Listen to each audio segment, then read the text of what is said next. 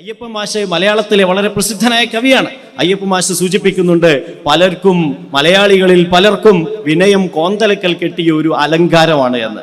അങ്ങനെ കോന്തലക്കൽ കെട്ടിയ ഒരു അലങ്കാരമായിട്ടല്ല, മറിച്ച് അറിഞ്ഞുകൊണ്ട് ഞാൻ വളരെ നിസ്സാരനാണ്, എൻ്റെ കൂടെയുള്ള അനേകം പേർക്ക് താങ്ങാവേണ്ടവനാണ്, അനേകം ആളുകളാണ് എന്നെ കൂടി ഉൽപ്പാദിപ്പിച്ചത്.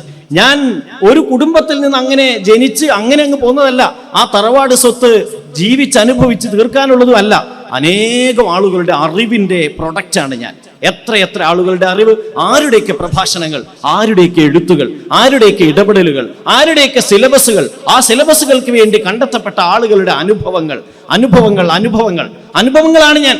ഈ അനുഭവങ്ങളുടെ എല്ലാം പങ്കുപറ്റിയ ഞാൻ ഈ അനുഭവങ്ങളെല്ലാം തിരിച്ചു കൊടുക്കേണ്ടവനാണ് എന്ന തിരിച്ചറിവ് ഒരു വിനയമായി കൊണ്ടുവരുന്നവർ.